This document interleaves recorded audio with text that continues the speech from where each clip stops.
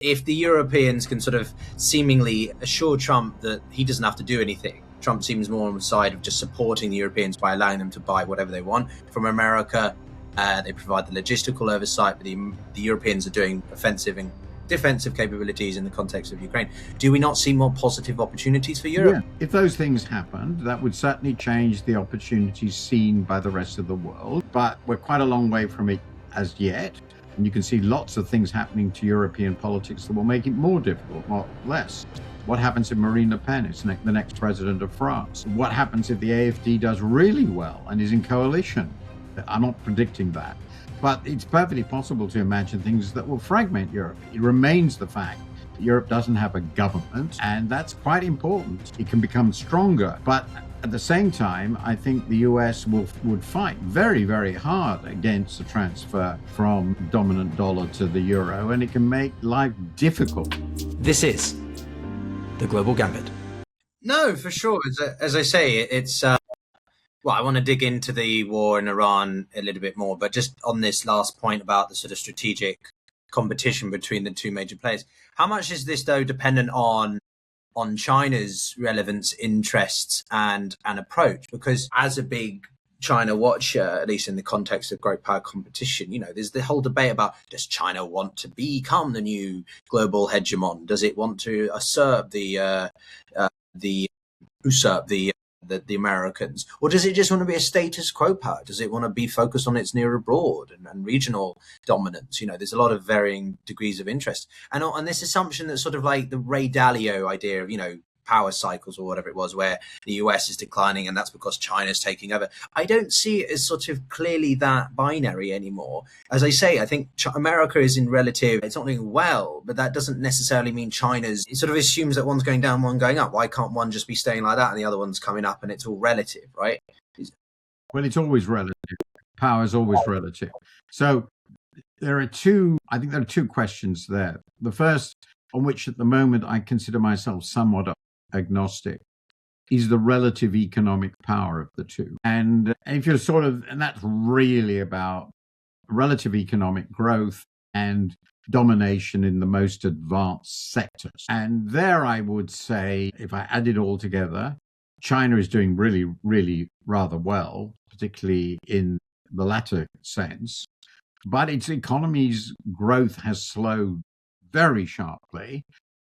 There's no doubt, I think, about that. It has some very large problems, declining labor force, so that's less a binding constraint now, but it's important. But the most important, I think, is it doesn't have a fully functional growth model. It has a part of one, but it doesn't have a fully functional growth model. And so I think it's quite plausible that China will not be able to grow so much faster than the United States over the next 20 years or so, that it will be decisive in their relative power over that period. And I'm not going to go beyond the next 20 years for sure. So the relative economic power, I think, is likely to continue to shift towards China, but not so much that it will make US power irrelevant in this. Will continue to have very significant influence. If we leave aside what we talked about earlier, its unreliability and all the rest of it. On technology, which is obviously very, very important, China is doing very, very well. But if you add the US with its allies, and there are still allies of a kind, they have really quite a lot of leverage. For example, I was discussing very, very recently with real experts on how advanced is China's technology in the digital sphere. And there are still products being made in Holland, for instance, ASML with its chip making machines and so forth, which are necessary for the most advanced chips, and they're not getting them. So it's still quite a way to go to catch up fully. And it requires a lot of know-how, which they might not find it so easy to create. So that suggests to me that this is going to be, over the next 10, 20 years, more balanced. Now, there are some real questions about that. I mean, obviously, how big is the effect of America's immigration policy and science policy in undermining future progress? I think that's a very big issue. And I honestly don't know. People have very different views on that. How much will America lose by basically burning all its alliances? Again, that depends on partly on what happens next in America and how long run the views of its allies will be. It's pretty clear Japan is sticking with the US very closely. So is Korea. Europe we will see, but they're not going to rush to China. And that leaves the final thing that though everybody recognizes Chinese power and weight, there is not much trust in China. And China itself is, I think, genuinely still feeling its way. So you asked at the beginning, and this is the last thing I want to say, what does China want? Well, I've heard lots of different views on this from different people who are knowledgeable, genuinely knowledgeable. But my sort of view on this, my personal view from following it closely over a long time, is I don't think China's sort of worked out what it wants in the sense, this is the end game here. Does it want total world domination? I don't think it does. I think it wants to be recognized as the world's leading power. It wants people to recognize its power, and it's done that in a number of different ways, including by its control over core technologies, which is a tremendous leverage, and it's shown that. And it's very clear about this, and it's very clear we'll use them if Europeans try to protect their market against Chinese cars. Well, we know the Chinese will embargo critical minerals and rare earths, and that will be very difficult for Europe to swallow because they're essential. So China will feel, as long as we can protect our core national interests, we'll be okay. And the core national interests are, we can rule China as we want. Nobody's going to interfere with that. Well, that's a pretty vast mass to rule. And we will have, in the end, the dominant influence in our region. Nobody will be dared to do something that we really hate. And that might be enough for them. In fact, I sort of suspect it will be. The general view I've always had about China is their view. We don't want to rule the world because, to put it bluntly, the world is full of inferior people whom we don't want to rule.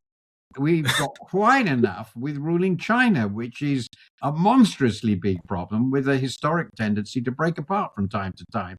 And we're going to concentrate on ruling China, making it the most powerful single entity, and the rest of you people can get on with it, do your thing, as long as you don't mess around with us. That, I think, is their view of the future. They really don't feel that we want to rule something much bigger than we already are ruling, because that's quite enough. That's my view of how China thinks about this, and we can live with that. Yeah, look, I mean, without trying to sound like I'm a Sino-centric expert, but I think for my time of putting it in the broader context of the economy and great power competition and grand strategy, I think the Chinese want a gradualist shift in the balance of power to be more favorable to them. But they're not in a rush. They're not seeking to sort of militarily overthrow the United States and take over all its responsibilities, partially because they don't think they need to, partially because they don't want to, and also because they're not anywhere near that. You know, if we look at this from a military standpoint, the Chinese have 3 bases, I think now. The Americans have 800 still. No, whether or not they have no interest in bases all over the world. They've shown no desire for that. Yeah, exactly. So to my mind, I think it's a gradualistic shift of the balance of power, but they're quite happy allowing the United States to implode under its own choices from Trump. And never interfere with your enemy whilst they're making a mistake, or however the quote goes, right? I think that's the Chinese sort of strategy. I don't think they want America to implode because it would guarantee instability. They just want it not to threaten them. I think the Chinese really are stability freaks.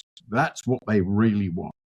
Because they do better in that. And I mean, I've just been looking at some of the data on this. I'm sure you're aware of it. But the losses of China in the Second World War were horrendous. And then they had colossal losses in the early years of the revolution. I think these people, they want power, yes, but they want stability. Having a rogue US, a really rogue US, is not what they want at all. No, I mean, the great leap forward of under Mao was, well, it's one of the worst things other than perhaps Stalin's choices of the 20s, 30s in the collectivist policy changes. But I guess to bring in the Iran war, invasion of, I mean, if you ask the Chinese, even now, what they're angriest of all about was the Japanese attack in the 20s and 30s. Yes. The figures suggest they lost about 20 million people in this war. They want stability. They want people not to attack them. They want people to leave them alone. And they want to be made clear that China is one. And so I'm not going to say benign. I just think this is a country and a great power one could live with. And most of their problems and difficulties are internal, and they sort of know that. So yeah, I mean, that's my basic optimism. And if long as you think the Americans don't go crazier than they are now, this is a world we can live with. Yeah, I mean, I think the legacy of Chiang Kai-shek and the internal disruption he caused over the splitting of Taiwan is obviously still reeling from that, especially for Xi Jinping. To bring in the Iranian element as well, Martin, because I think that this is fascinating. Trump has seemingly caused one of the biggest setbacks for America in strategic senses in living memory. And to sort of flip the conversation around China on its head a bit, to me, it's a case of China is really trying to exert soft power as a way to, it doesn't need to interfere militarily. But some people have argued that China is now the power broker within the Middle East because they've been working behind the scenes to leverage the Pakistanis as the chief mediator and therefore benefit economically. Like, what's your sense about all of that? And how badly the Iran war has changed the power dynamics for the two main players? Well, first of all, I'm be very, very clear what's been going on behind the scenes with China. I don't know, but what you're just saying seems to be completely plausible because these are countries that are very close to China, Pakistan in particular, and China clearly has a very strong interest in the stability of the Middle East, in access to resources of the Middle East, and it clearly must see an opportunity here. I mean, they're not stupid. I've talked recently to very senior people from the Middle East, and it is very clear from the Arab states in the Gulf, Saudi Arabia, Qatar, and so forth, and they're UAE, and they are very, very, very upset with the United States, of course, because they destabilized the Straits. They subjected them as a result of that to Iranian bombardment, which in some cases has been very destructive with damage that will take years to repair. These refineries, oil fields, and so forth. It is incredibly expensive and very lengthy repair job. And they allow the Iranians to close the straits, very costly in itself, and make it clear that they can do that whenever they want, which means that their position vis-a-vis their most powerful neighbor, whom they don't trust at all, partly because of ethnic conflicts that go on back forever, and partly because of religious ones which coincide with that. So from their point of view, it's absolutely clear they're livid with America. And, I mean, there's no doubt about it. And of course, I didn't need to talk to people to make that obvious, but it's obvious when you talk to them. So the Chinese will come along, no doubt, and say, well, let's work out a way between us, since we have good relations with Iran and we want good relations with you, to have a nice peaceful world where none of this sort of nonsense happens again. Are they going to listen to that? I would be very surprised if they didn't, because that's what they want. And it's not clear to them, pretty obviously, that America under current management can deliver that essential thing, peace and stability in their own neighborhood, ability to develop. As a result, I think it would be very surprising if we didn't see a closer rapprochement of these states with China. And if 10 years from now, we turned around and looked at the region and said, well, China actually turns out to be closer to Iran and its Arab neighbors than the US, and that's the reality. Would I be surprised by that? Not really. My penultimate question on that then is, are we seeing a genuine end or great dilution, even more than we might have been seeing a little bit through BRICS or some things people like to claim, of the US reserve currency, of the petrodollar? Yes, that's an interesting one. I think it is almost inevitable that these countries will do their trade, and I understand they've already increasingly moving to this in yuan renminbi as a vehicle currency with China. When you say a vehicle currency, what do you mean What by I that? mean by that is they have transaction balances which are held in China, in Chinese banks, and they pay with them, and they're paid there. And transaction balances aren't quite the same as reserves. They might not be huge balances. Whether they will hold, how much of their earnings they will hold in that form, I don't know. But it's bound to be limited as long as China doesn't offer the crucial asset of a reserve currency, which is complete convertibility. There's holding a balance in your account, your current account. That's what I mean by transaction balance, to manage day-to-day payments and receipts. But if you're running a very large surplus, as the Arab states, Gulf states clearly are with China, because they're exporting something China uses a lot, so they must be running a surplus. One of the few groups of countries that are running a surplus with China, they will, I'm sure, continue to want to hold that surplus in completely transferable currencies that's completely liquid into other currencies. And I don't know whether China will offer that and offer it reliably. But historically, it hasn't. And that limits how far you can shift away from the dollar, because these are countries with large surplus wealth holdings, and they want those wealth holdings to generate good returns, of course, and they want them to be completely liquid in terms of what they can do with them.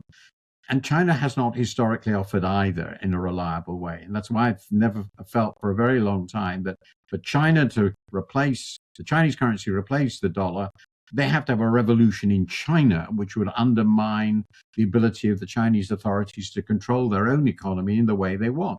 The only other rival, of course, is the euro. And the problem with that are so obvious. The Eurozone cannot provide security to these countries. That's obvious. And the euro is less liquid. It hasn't got the liquid debt markets, the liquid financial markets together that the US has. So my feeling remains where it's always been, that in the end, they will reduce the holdings, and they have been reducing up their holdings of the dollar and reserves, but it will remain the dominant global currency. Okay, so quick on that, and then my last question tied into one simply, but what if the Europeans do unite over, I don't know, they get hold of their fiscal policy, they start issuing euro bonds, these concepts that have been floated, they're sorting out the collective defense, collective security, there's a growing, we've got NATO summit in a few days next week, important for obviously if the Europeans can sort of seemingly assure Trump that he doesn't have to do anything. Trump seems more on the side of just supporting the Europeans by allowing them to buy whatever they want from America. They provide the logistical oversight, but the Europeans are doing offensive and defensive capabilities in the context of Ukraine. Do we not see more positive opportunities for Europe? And if those things happen, that would certainly change the opportunities seen by the rest of the world. But we're quite a long way from it as yet. And you can see lots of things happening to European politics that will make it more difficult, not less. What happens if Marine Le Pen is the next president of France? What happens if the AfD does really well and is in coalition? I'm not predicting that. But it's perfectly possible to imagine things that will fragment Europe. It remains the fact that Europe doesn't have a government, and that's quite important. It can become stronger.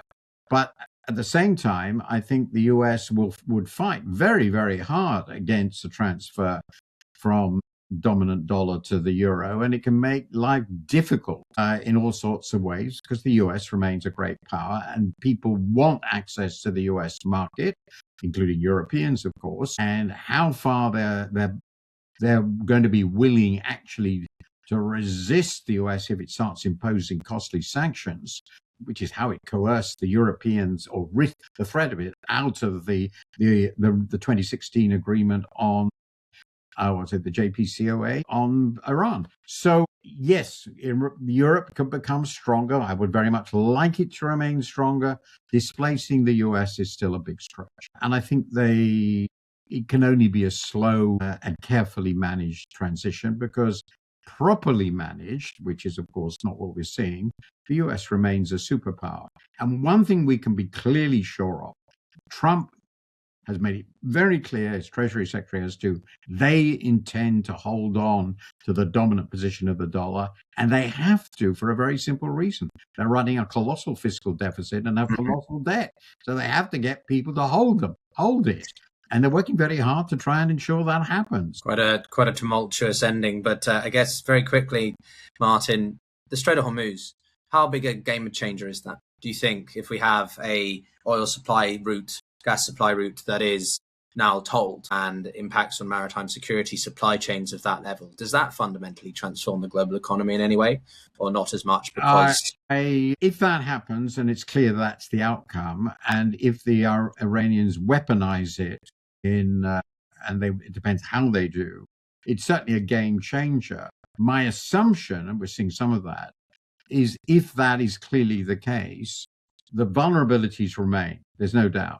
But the countries concerned will work very hard to increase their capacity to exploit oil, gas, other things. It's more difficult with gas because of liquefaction, away from the Straits, across to Syria, across Saudi Arabia to the Arabian Sea. There are clearly very serious considerations of this. Of course, the vulnerability remains. If there's a serious war in the region, these are very vulnerable resources. And that gets to the really important point. You can try to diversify away from whatever Iran threatens to do, but Iran is there. And it's a big power, and it's demonstrated extraordinary resilience of its own and quite considerable capacity to destroy. So I think whatever happens, the Arab countries will have to recognize and adapt to Iranian power, which has shown itself pretty decisively, hasn't it? It has indeed. But Martin Wolf of the Financial Times, Chief Economics Commentator, always a pleasure. My friend, I very much appreciate your extensive knowledge and commentary on all these different issues. Everyone, do check, of course, out Martin's, is it a weekly column you produce, an op-ed, and of course, any other writings or events. I mean, I think most people will know of your fantastic work as it is. And as always, everyone, if you enjoyed the conversation, then do give it a like, subscribe to know when we have Martin back on, and we'll see you all very soon. Take care.